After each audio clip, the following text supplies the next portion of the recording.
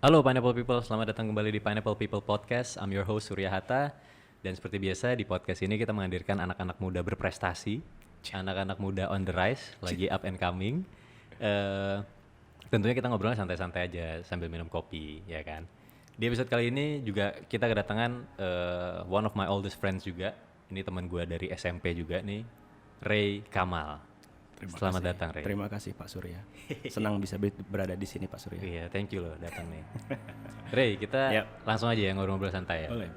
Lu kan saat ini CFO dari sebuah perusahaan fintech di Indonesia nih. Ya. Duitku. Betul. Duitku.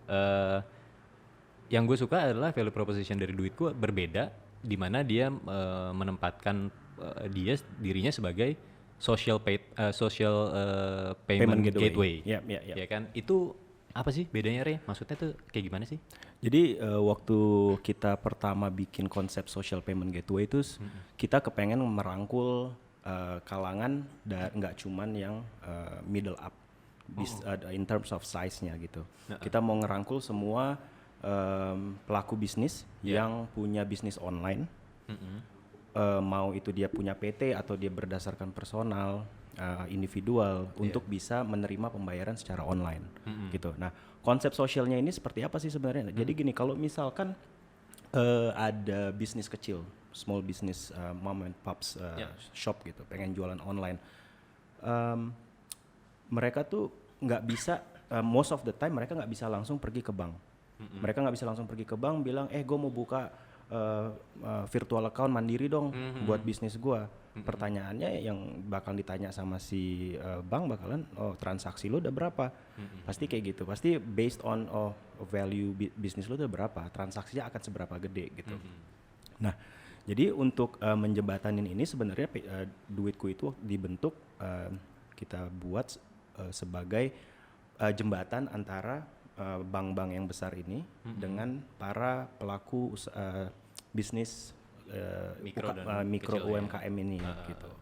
Yang kita pasti tahu lah, UMKM modalnya terbatas, pengetahuannya terbatas. Yang mereka tahu, oke, gue punya produk, gue pengen jualan gitu. Dan gue mau terima payment secara online. Gimana caranya gitu.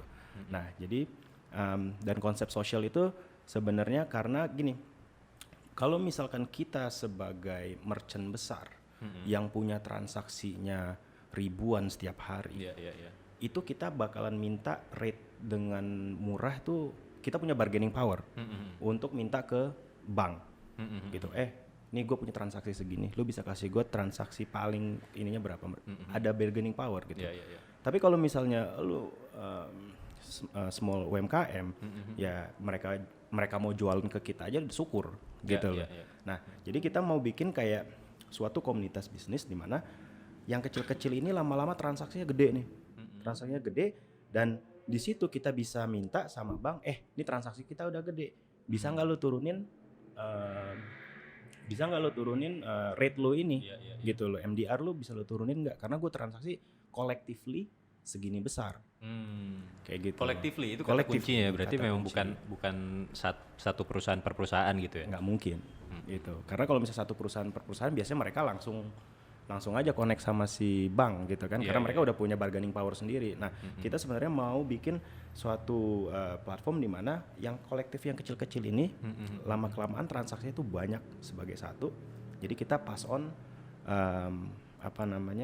lower fee-nya ke mereka juga gitu. Jadi konsepnya itu seperti itu. Sosialnya di situnya ya.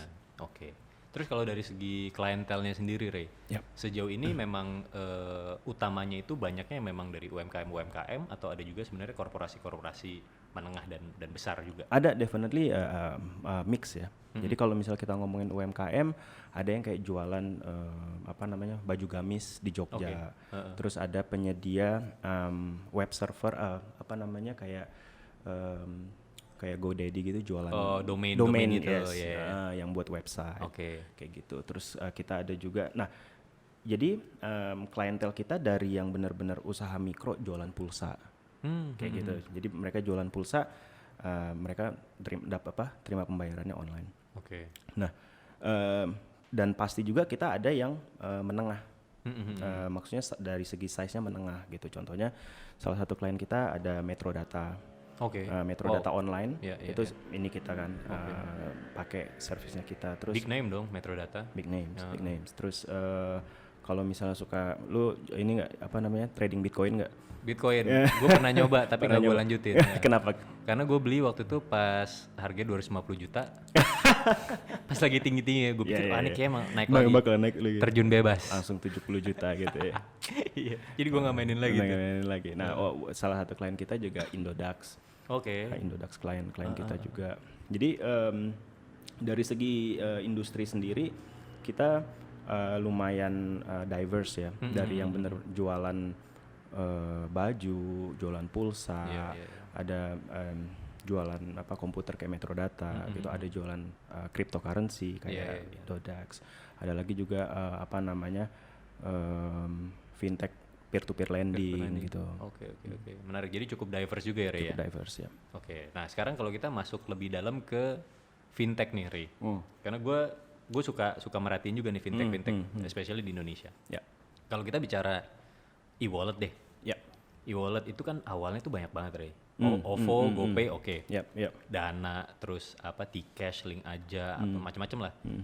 Tapi pada akhirnya itu kayak mengerucut ya yang gede OVO sama GoPay deh. Ya kan? Dana juga mau merger kan sama OVO kan. Gitu. Jadi ya ujung-ujungnya bakalan kayak duopoli lah kalau menurut gua gitu. Kayak Grab sama Gojek sekarang. Kayak Grab sama Gojek lah gitu. Nah, menurut lo kalau di payment gateway sendiri saat ini kan pemainnya cukup banyak nih. Ya kan? Ujung-ujungnya akan mengarah ke situ atau gimana ya? Ujung-ujungnya makan makanan lah, saling caplok apa segalanya memperbesar diri atau gimana menurut lo? Itu ada kemungkinan payment gateway akan merge jadi salah satu mungkin di apa namanya di akuisisi sama big players atau dari overseas players kayak gitu. Definitely ada chances kayak gitu. Cuman yang gue lihat sekarang sih lebih ke arah ini aja sih, apa namanya, kita yakin market di Indonesia masih lumayan besar, masih gede ya, masih gede banget. Dan kita dari sisi financial technology itu masih belum mature kayak apa namanya, belum mature kayak di luar kayak gitu. Ya kita bisa tahu aja buktinya pemain-pemain besar kayak Mitrans, Doku, siapa lagi yang Zendit gitu kan, mereka pemain besar, tapi kita masih aja dapat kue. Betul. Dan kita masih profitable. Interesting. Gitu. So definitely ada bakalan ke sana, tapi untuk sekarang kita masih kayak coba nge-capture market underserved market aja sih. Karena ya Indonesia tuh masih cukup besar untuk mengakomodir semua pemain-pemain di situ ya. Betul. Oke. Betul. Ya, jadi memang sebenarnya nggak perlu terlalu mengkhawatirkan kompetisi lah ya, Rea. Karena memang marketnya kita masih cukup gede banget. Nah, justru kalau misalnya kita ada pemain baru tuh justru kita happy gitu loh. Karena bukan cuman kita aja yang jadi mengedukasi pasar. Jadi mereka pun ikut mengedukasi yang mungkin nantinya mereka apa namanya, suatu saat mereka tahu nih udah nggak perlu dijelasin lagi payment gateway itu buat apa sih gitu. Jadi kan kadang-kadang kan konsep payment gateway aja sendiri orang banyak yang nggak tahu kalau misalnya kita nggak punya website sendiri gitu. Benar. Kebanyakan orang kalau misalnya mom and pops mulai jualan online, pertama mereka cari pasti marketplace. That's a definite gitu loh. Teman setelah mereka as they go along, mereka transaksinya bagus, oh ada ini make sense. Tokopedia udah ngecas 1% dari ini. Kalau official store 5%. So itu kan sesuatu yang lo nggak bisa tawar menawar atau gimana karena mereka you're using the platform. So there's a time when mereka tuh bakalan create their own website and trying to sell it themselves gitu, try to go along kan. Disitulah mereka akan mulai, oh ini tuh ternyata payment gateway tuh apa namanya, posisinya ada di sini gitu. Kemudahan apa yang bisa kita dapat dengan menggunakan payment gateway itu. Betul. Gitu. Payment gateway lu siapa, Sur? Iya. Nanti kita ngomong terpisah ya. Terpisah ya. Nah, lu tadi nyinggung sedikit mengenai apa namanya pembelajaran juga mengenai di masyarakat ya. Gue mau bahas soal inklusi keuangan dan literasi keuangan di Indonesia nih. Iya. Menurut lu gimana, Ray? Inklusi keuangan kalau misalkan kita lihat dari data sih udah menunjukkan ya 2019 mungkin kita sekitar 76%. Iya, 76%. Tapi still kalau misalnya kita bandingkan dengan negara-negara tetangga yang paling dekat dengan Singapura gitu. Singapura udah kayak 98%. Serius lah? Yep. Wow. Malaysia mungkin like 85%, terus Thailand 83% kayak gitu. Jadi kita masih lumayan di bawah gitu. Nah, it's gimana ya, financial inclusion kan sebenarnya it's a state where availability terus cost of getting financial service itu kan sangat murah gitu. Sebenarnya dengan banyaknya fintech nih, kalau misalnya kita ngomong fintech sekarang berarti kayak peer-to-peer lending gitu ya. Peer-to-peer lending tuh dengan menggunakan apps sebenarnya itu sudah memberikan akses kepada orang-orang yang tadinya tuh nggak bisa dapat loan. Betul. Gitu. Tadinya nggak bisa dapat loan karena mereka, I don't know, mungkin dokumennya kurang. Nggak bankable aja gitu. Exactly, not bankable. Kadang-kadang orang yang di daerah mereka tuh nggak bisa bikin akun bank sendiri, kayak gitu. Nah, itu kan pose a problem untuk persoalan financial inclusion ini kan. Benar. Nah, cuman ya kayak gitu. Yang gue lihat setelah kalau misalnya kita ngelihat financial inclusion, benefitnya nih seperti ini nih, ini akan membuat ekonomi kita bergerak karena orang-orang bisa akses ke financial service. Kalau misalnya kita dari sisi lending aja, dari pinjaman gitu ya, dari pinjaman yang gue lihat juga, kalau misalnya baca konten gitu kan pasti ada ngelihat, wah nih yang peer to peer lending nagihnya kasar, yang kayak gitu kan, masalah-masalah kayak gitu. Terus kayak orang nggak bisa bayar, kayak gitu kan. Karena masalah yang gue lihat kalau misalnya udah masuk ke industri, kalau kita ngomongin dari segi government, government kepengen orang-orang yang yang underserved ini, yang tidak mampu, bisa perempuan, mereka punya akses kayak gitu. Untuk akses loan gitu ya, untuk mereka mungkin bikin bisnis sendiri, bikin usaha gitu, which is good. Cuman yang mesti dipahamin juga financial inclusion ini juga kalau kita ngomong spesifik untuk loan, mereka juga perlu dibarengin dengan financial education. Nah, kalau misalnya kita ngelihat di baca-baca financial education index kita itu masih sangat-sangat rendah. Lebih di bawah dari inklusi keuangan kita ya? Jauh di bawah. Kayak gitu. Nah, jadinya setelah kita tanpa adanya financial education ke masyarakat yang underserved ini, ini kita mau financial inclusion nggak ada yang berani masuk ke sana gitu loh. Nggak ada yang berani invest ke sana. Karena bisa malah kejebak jadinya. Gitu loh ya. Lu kalau misalnya lu punya peer to peer lending gitu misalnya, lu mau bantu, ini gue kasih pinjem 1 juta gitu misalkan. Terus mereka nggak bisa balikin. Because karena permasalahannya mungkin karena mereka nggak tahu cara ngolahnya kayak gimana, kayak gitu kan. Ya, itu kan pose problem juga dari sisi bisnis gitu. Jadi memang dari dulu bank juga ngelihatnya masalah di situ. Dan literasi keuangan ya, kita bicara kasus Juska deh, Ray. Iya kan? Itu kacau banget. Maksudnya satu platform yang seolah memberikan pembelajaran mengenai keuangan dengan sangat bagus sih menurut dia mengemasnya luar biasa. Iya, luar biasa. Tapi dan dengan orang dengan mudah jadi kejebak di situ gitu. Karena literasi keuangan kita memang rendah banget sih ya. Betul. Tapi nggak bisa disalahin juga ya, gimana ya? Kalau gua ngelihat juga banyak yang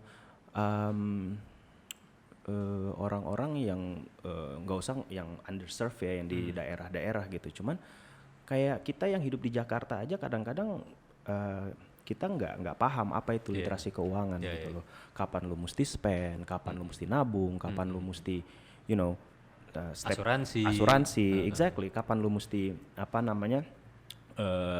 stop beli sepeda mungkin. Nah, I'm just kidding. Kalau misalnya lu mau beli sepeda sih beli aja lah. Cuman kayak yang banyak juga sih yang problem kayak gitu, karena gue ngelihat banyak yang it's not about how much you earn, it's how much you can save out of it gitu loh. Jadi lu mau gaji 100 juta, coba kalau misalnya spending lu 150 juta, habis juga. Kayak hidup lu berat ya kayak gitulah. Jadi this is what I said about financial literacy. It's not just orang-orang yang ada di daerah atau yang benar. Karena terbukti di kota-kota besar juga ya banyak juga kena kasus Juska itu. It's just yang gua nggak yang Juska gua nggak terlalu detail ya kenapa ya. Kalau nggak salah karena dia violate izin usahanya sebenarnya nggak di situ lah. Izin usahanya nggak di situ, terus dimainin dana nasabah. Dana nasabah itu sih ngeri banget sih. Itu lumayan ngeri sih. Oke. Lu juga saat ini kan ngerjain Ledger Owl. Ledger Owl itu perusahaan pembukuan online ya, Freya. Tell us about it. Jadi Ledger Owl ini gua mulai sebenarnya udah lebih duluan sebelum gua mulai ngebantu di Duitku. Nah, tapi pada saat gua ngerjain di Duitku, gua baru sadar kalau misalkan banyak startup atau kayak small businesses itu mereka belum terlalu fokus untuk punya pembukuan. Nah, biasanya yang datang ke gua tuh biasanya kalau udah dapat surat cinta dari DJP. Gitu ya. Biasanya kayak gitu. Ada masalah nih. Jadi ada masalah nih. Gue mesti mulai dari mana nih? Kalau misalnya ada masalah kayak gini, datanglah ke gue.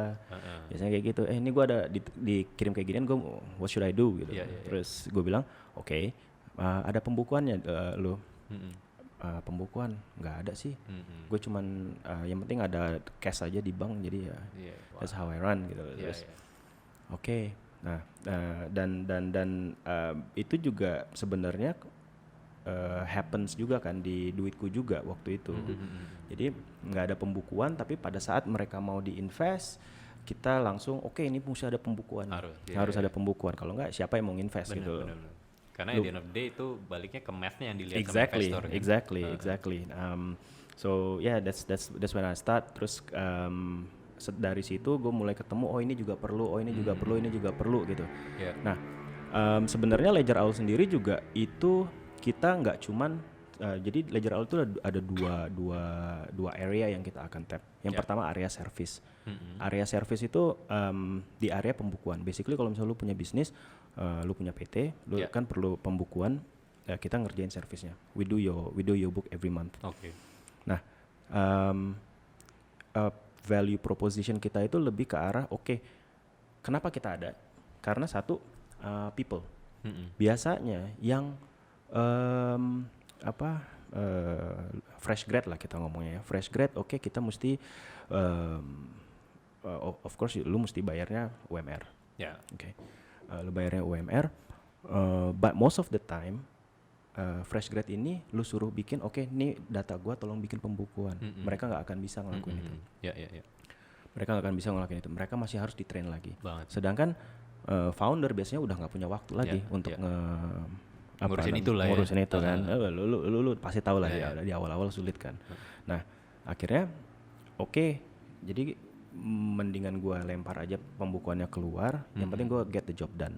Di outsource aja gitu. Kayak gitu. Nah, terus yang kedua selain daripada people juga kita ya itu tadi yang permasalah pajak. Jadi kalau misalnya baru dapat surat cinta ya. Surat cinta dari DJP langsung gue mesti ngapain nih kayak gitu. Jadi tapi biasanya tuh udah telat, udah ada penalti, udah kena bunga dan segala macam kan. Nah, terus yang ketiga kita mau bikin founder kayak lu gini fokus udah grow the business, lu jualan atau lu lu production. That's what we wanna do. Gitu. Nah, kedepannya gue kemarin baru dapat CTO nih. Jadi CTO teman gue dari Australia. Dia balik, so he left his job di Australia, dia datang ke sini. Join di gue. Kita lagi proses untuk bikin solution di mana yang ini kan pekerjaan setiap bulan nih. Kerjaan yang service ini kan tiap bulan. Nah, gue nanya sama dia, ini kerjaan setiap bulan ini kan istilahnya monoton ya. Dokumennya sama, kerjaannya sama. Kita bisa otomasi nggak? kita bisa otomasi nggak? Ini sekarang gue satu klien mungkin gue bisa ngerjain 1 bulannya itu mungkin 11 jam max ya. Mungkin dari 11 jam itu half lah, say half itu waktu staff gue untuk data entry, reconciliation dan segala macam. Nah ini bisa ini nggak bisa diotomasi nggak? Jawaban dia bisa, karena dia melakukan hal yang sama pada waktu dia kerja di Canon. Awalnya kan kalau Australia yang supaya cost orang yang murah, dia outsource ke Filipina. Oh Filipina ya, banyak Australia. Mereka banyak ke Filipina. Oke. Dulu bukan India ya kalau nggak salah ya? Iya banyak India juga, India cuman juga mungkin I don't know some companies pilih India atau Filipina kan, karena mereka bisa bahasa Inggris. Iya. Dan project dia yang terakhir itu adalah gimana caranya yang di Filipina ini even di replace dengan automation. Oh gitu. Kerjaan mereka kan sebenarnya juga repetition kan, repetition. Makanya orang-orang Australia nggak ada yang mau kan untuk do those jobs anymore gitu loh. The next itu dia bilang jawabannya dia bisa. Nah makanya Ledger Owl ini nggak cuman hanya sebagai service, tapi juga akan menjadi tech company juga, tech company untuk specifically mengteknologikan service yang udah kita provide. I see. Oke. Dan lu baru pindah kantor nih ya sekarang? Baru pindah kantor. Alhamdulillah. Furniture udah ada? Bisaan aja kamu ininya ya.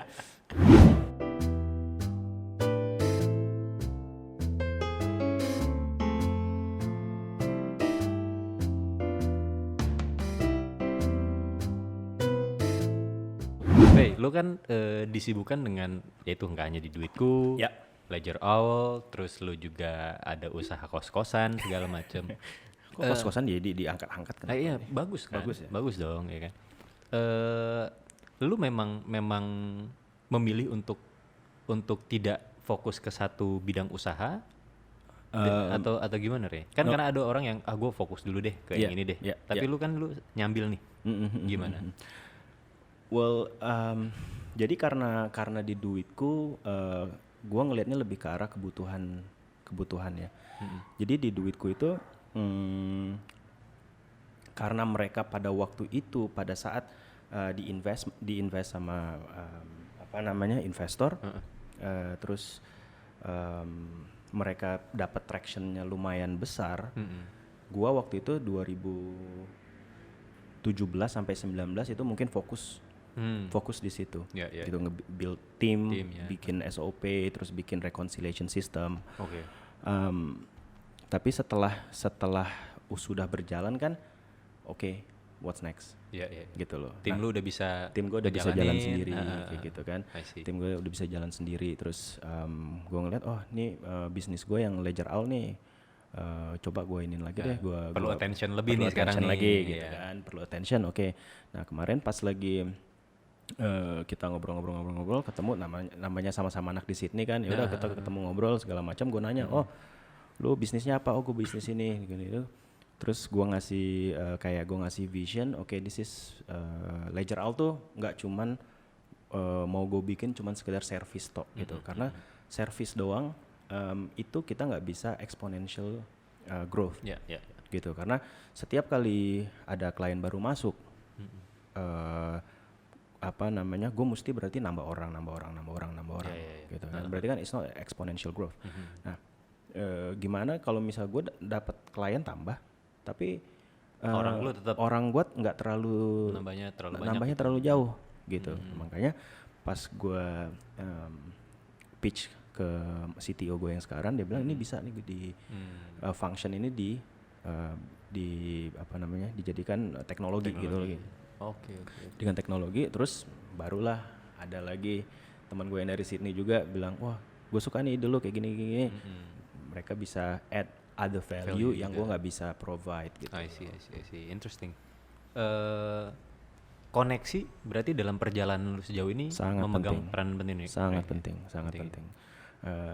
Gue pikir dulu pas lagi zaman gue kuliah tuh gue pikir cuman kerja sama otak. Sekarang kok apa tuh? Kerja otak koneksi, bos. Kerja otak koneksi.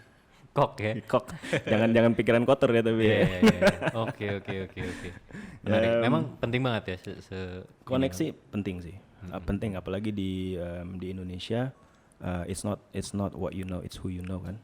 Yang bener. bisa put you to another level gitu. Iya, loh. iya, iya. Jadi ya kita ngelihat juga apa namanya yang this future investor juga punya experience sama Yeah, network yang definitely gue nggak punya gitu kan. Ya well, Yeah. that's the privilege. Connection penting karena it opens doors. Of course. Ya kan, it opens doors and opportunities. Yep. Tapi at the end of the day tetap aja itu cuman halfway there. Karena Yes. once you get there, Lu tetap kerja. ya, lu tetap harus perform kan. Exactly. Iya, iya, iya. Menarik. Iya. Ray, lu juga orang yang suka banget baca buku, Yes. ya kan? Bahkan Yes, lu punya book club sendiri ya? Iya. Lit and Coffee. Lit and Coffee. Tell us about that. We're just bunch of nerds. Tapi kan sekarang eranya nerds kan? Eranya. Revenge of the Geeks. Yes. Iya kan? Yes. Jadi sekarang kalau misalnya ada cewek-cewek SMA yang dengerin ini, ya deketin tuh yang nerd-nerd yang pakai kacamata. Iya. Tapi om-om ini udah nggak available.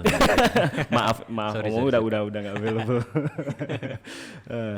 So yeah, gua bikin Lit and Coffee itu start Lit and Coffee karena gua ngerasa our reading interest minat baca kita tuh sangat rendah. Ya. Gitu ya. Gua nggak tahu anak-anak SMA sekarang kayak gimana. But honestly speaking, pada waktu gua di Al-Azhar, itu kayaknya nggak pernah ada ini ya, nggak pernah ada kayak oke, kamu mesti baca buku ini ya. Iya, iya, Kalau nggak kamu nggak bakal naik kelas. Gitu. Nggak ada paksaan gitu. Iya, iya. Nggak ada paksaan. Dan semua itu berubah pada saat gua di Sydney. Di Sydney. Kuliah kan lu ke Sydney ya? Kuliah gue ke sini. Gue kuliah ke Sydney, terus gue ketemu dengan orang-orang yang dari background yang berbeda.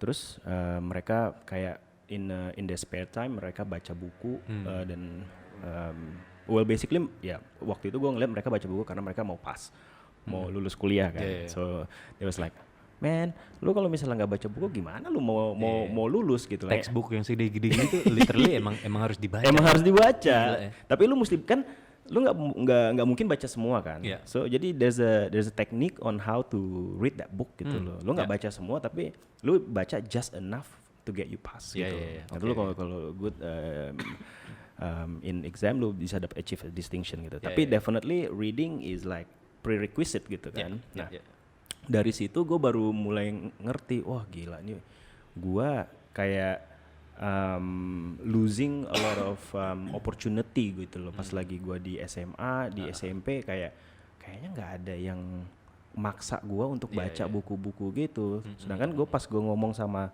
yang SMA-nya di sana, mereka bilang, oh ya ini kayak buku apa sih namanya, kayak buku lu mesti baca. Iya, itu salah satunya kayak Charles Dickens lah segala macam kayak gitu kan. Mereka wajib tuh baca itu. Ya at least mereka nggak disuruh baca War and Peace-nya Leo Tolstoy. Cuma Jane Austen lah apa kayak gitu ya. Minimal Kill the Mockingbird. Kill the Mockingbird tuh harus tuh mereka biasa itu. Oke. Jadi pas lagi itu gue udah jadi minat gue baca. Sebenarnya minat gue baca di awal itu karena gue pengen lulus aja sih. Kasihan bapak gue kalau misalnya nggak lulus. Mahal-mahal gila lu fail mulu lu. Iya. Berarti lu menemukan minat baca itu di waktu lu kuliah Waktu gue kuliah, betul. Nah pas gue balik ke Jakarta, gue ngeliat kayak yang adult itu bener-bener nggak minat bacanya kurang banget gitu. Nah terus gue join Toastmasters, gue ketemu orang-orang yang satu pemikiran. Yaudah kita bikin aja Lit and Coffee. Untuk setiap 2 minggu kita baca satu buku, terus kita diskusi. Seru banget. Kayak gitu. You welcome to join, man. Gue pengen sih. Yeah. Lu buku apa yang lagi dibahas sekarang? Yang lagi dibaca sekarang itu bentar ya. Itu apa sih, lebih ke novel atau self help atau management? Sebenarnya any. Jadi the way we work itu biasanya kita ada namanya host. Nah host itu jadi yang bakalan milih buku dan mereka yang akan start the conversation. Gitu. Jadi kayak misalkan kita yang baca untuk minggu depan itu Hidden Figures. Margot Lee Shetterly. Oh, yang dibikin sampai filmnya ada Film, itu ya? Oke. Yang tentang ngomongin black women, for black women. Iya. Yang di Matema- NASA atau yes, di NASA, ya, benar ya? ya. Jadi mereka tuh kayak apa namanya, hero yang menempatkan orang di bulan, tapi nggak kelihatan gitu, Iya, kayak di benar-benar belakang layar. hidden figures banget Benar-benar ya. hidden figures banget gitu loh. Oke. Karena zaman itu perempuan terutama colored women itu benar-benar nggak ada role sama sekali gitu. Jadi mereka ini underprivileged banget ya. underprivileged banget gitu. Jadi Oke. it's really interesting. Dan itu lu tiap 2 minggu bukunya baru?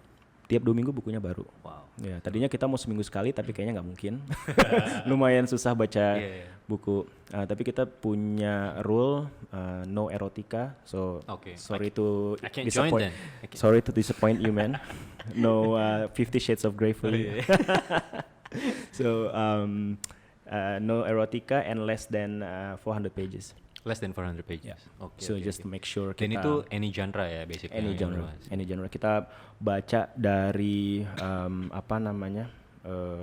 Ini Hidden Figures, kita baca Hemingway, sampai kita baca Dylan kita juga baca. Juga ya? Bener. Oke. Dan itu udah ada berapa orang sih setiap kali perkumpulan gitu, Ray?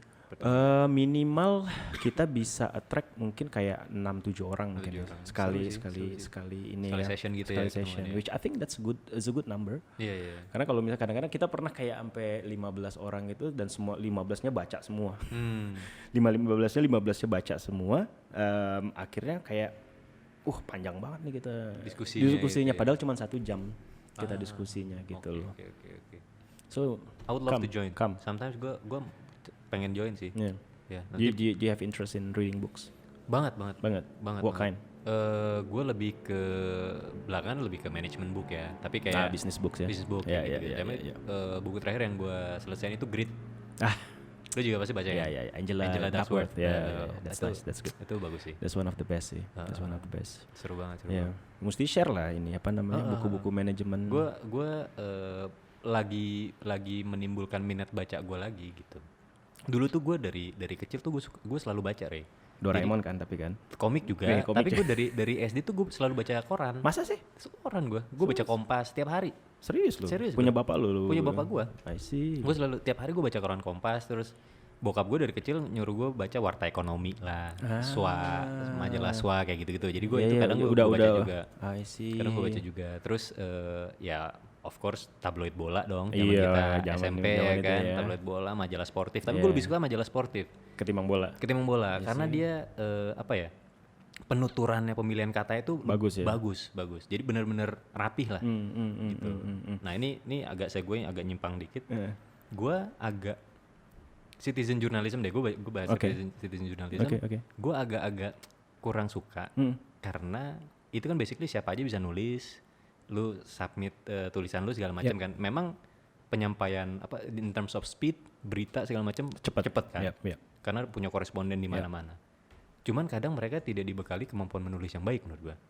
Yes. Jadi pada saat gua baca, aduh, lu berita tapi tulisannya kayak begini gitu loh. Jadi gua kadang agak gitu sih. Agree. Tapi lu nggak ngomongin ini kan lampu merah kan? Enggak. Pos kota ini. Pos kota. Jadi pas zaman SMP makanya lu masuk apa namanya kelas anak-anak pinter ya? Iya, pas kelas 3-nya doang. Kelas 3-nya doang. Kelas 2-nya kan nama lu. Iya, Wade ya. Iya benar. Juara bola sama si Arka juga. Benar. Gitu. Nah, jadi memang dari kecil emang lu suka. Gue emang suka baca. Emang udah di encourage sama bokap lu. Emang udah di encourage juga. Dan gue emang always find it interesting sih. Iya. Baca. Dan gue baca genre banyak macam-macam. Salah satu penulis favorit gue sebenarnya adalah Mitch Albom. Iya. Mitch Albom karena menurut gue itu gokil sih. Tuesday with Morris ya. Tuesday with Morris sama For One More Day, Five People You Meet in Heaven. Itu gue baca satu buku ya, Ray, yang gue baca gue nangis. Which one? For One More Day. Are they good? Must be really good ya. Mitch Albom. Bagus. Wah, gue nangis baca. Gue baca, lu bayangin gue baca buku nangis. Iya, itu ceritanya dia. Iya. Gue agak-agak lupa sih gue. Iya. Dia ibunya udah meninggal atau dia udah meninggal, Iya, terus iya. for one more day dia ketemu lagi sama ibunya. Wah itu lu baca deh, seru deh. Oke, ini buat anak-anak Lead and Coffee yang baca, yang dengerin, nanti kita mesti Next book ya? Next book mesti kita baca nih bareng-bareng nih sama Surya nih. Seru. Gue juga pengen baca lagi jadinya. Benar. Gitu. Ya, jadi kita memang orang-orang yang ikut di klub kita juga kebanyakan working people gitu. Jadi mereka juga mereka sadar kalau misalnya baca buku tuh sebenarnya suatu keharusan gitu. Jadi mereka pun coba meskipun banyak yang gue belum selesai gitu. But it's okay, that's fine. Yang penting coba aja. Yang penting coba baca. Nanti lama kelamaan kita tahu kayak misalkan sebelum pandemi kan gue ke kantor naik bus tuh. So that's the best time buat gue untuk baca. Ya. Itu benar-benar kayak setengah jam 45 menit tuh just pure lu bisa baca di situ tanpa terganggu. Ya, jadi lu lama kelamaan bakalan tahu oke, gue bisa baca di sini, gue bisa baca di sana gitu loh. Jadi nggak ada lagi lah alasan kerja lah, namanya anak lah kayak gitu. Dan there's always a place and time buat baca. Iya, kan ada ungkapan tuh. All great leaders are readers. Lu setuju dengan itu? Setuju dong, pasti dong. Jadi mungkin salah satu reading lagi-lagi gue bilang kayak requisite untuk everything ya. You have to be a reader to write a good piece. Lu juga mesti a reader untuk sebagai public speaker. Gue nggak pernah lihat ada yang businessman atau political leader yang mereka not a reader gitu. Benar. Oke. Buku favorit lu apa sih, Ray? Selain Golden Boy ya. Kalau dulu gue tanya mungkin jawabannya itu. Buku favorit gue lu mestinya udah tahu dong. Apa? Al-Quran. Keren, amin. Jadi kalau misalnya guru-guru Al-Azhar yang mendengarkan, extra point buat saya. Extra point untuk berbohong. Buku favorit, Ray? Buku favorit gue,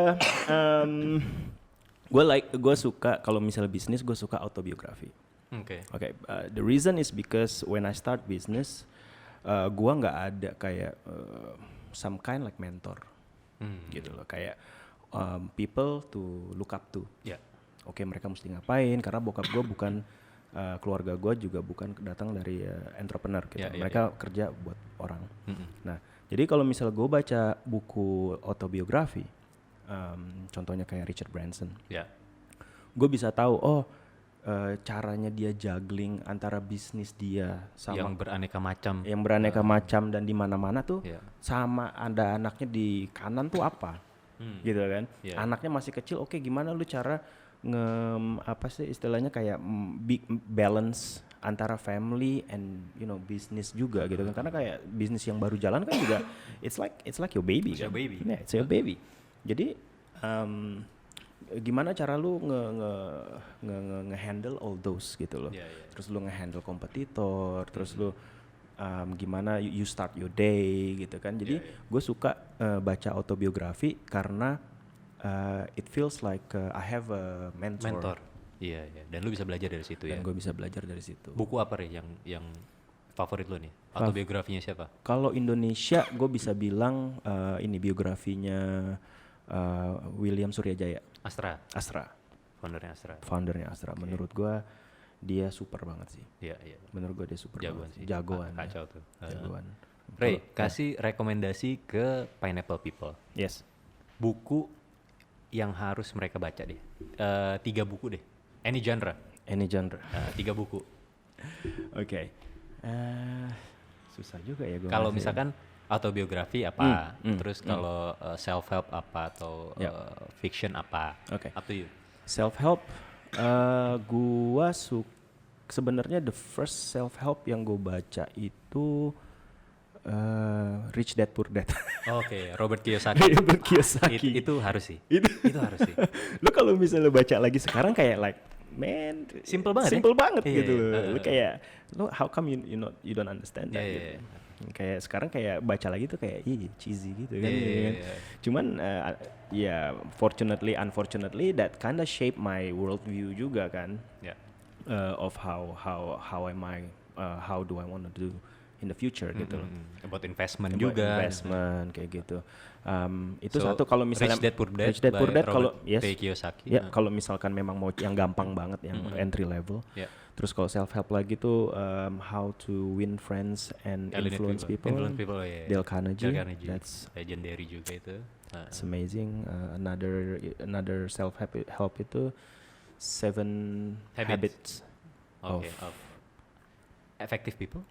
Yeah, I think so. Yeah. Stephen Covey. Yeah. That's good. Okay. Itu yang buku yang gue selalu kayak repeat baca Yeah. sih. Repeat baca setiap tahun. Untuk fiction,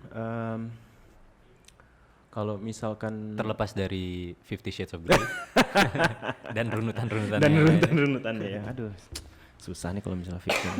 Nah, fiction sebenarnya gue nggak terlalu. Awalnya gue nggak baca fiction, because menurut gue it kinda wasting time.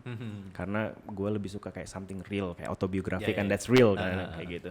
Cuman setelah gue ngikut Lit and Coffee dan orang-orang mulai pada baca fiction ini, baca fiction itu, gue mulai sadar there's a benefit untuk baca fiction. Salah satunya lu jadi makin empathy. Okay. Jadi kalau misalnya lu baca novel fiction, lu kan pasti lu berada di sudut pandang si protagonis gitu. Yeah. Oke. Nah, dari lu ngelihat dari sudut pandang protagonis, berarti kan lu secara langsung berada di kakinya si protagonis nih. Oke. Terus dia bakalan ngelakuin ini. Ya udah, kita gampangnya aja kita ngomongin Harry Potter. Kita ngomongin Harry Potter gitu kan. Gue Potterhead juga gue. Lu Potterhead juga. Potterhead dong. Iya. Lu udah tahu nih bahaya kayak gini, lu kenapa masih ini sih? Iya. Kenapa lu masih ngelakuin ini sih gitu? Oh, tapi gue mesti nyelamatin teman gue gitu. Nah, so you becoming more empathy gitu. Nah, jadi that is something that kayak kita joke di book club yang kayak these nerds nih bener-bener nggak empatinya rada kurang. Jadi kita perlu baca yang fiction. Tapi ya basically lu bisa belajar banyak dari buku apapun sih. Definite. Gitu. Jadi dengan ngikut Lit and Coffee, jadi kita bisa tahu ini buku yang kita wanting to read gitu. Jadi langsung ada reference gitu. Dan mungkin genre-genre yang semula lu kayak apa sih, ternyata pada saat lu masukin menarik juga gitu. Dan membuka wawasan juga ya. Contohnya tuh kayak di gue baca fiction itu di Omen. Nah, di siapa namanya? Di Omen yang ada filmnya itu? Yes. Oke. Yes. Siapa namanya? Gue lupa itunya. Lu baca itu tuh? Baca itu. Awalnya kita discuss buku itu. Terus gue tadinya yang kayak baca fiction, terus yang kayak tentang good and bad gitu kan. Ya kayak storyline-nya agak nggak make sense di awal. Cuman pas lu selesai I was like, so that's the beauty of fiction gitu. Oke, interesting. Kalau di sosial media lu kan juga banyak sering posting mengenai sosok Elon Musk. Lu mengidolakan dia atau gimana?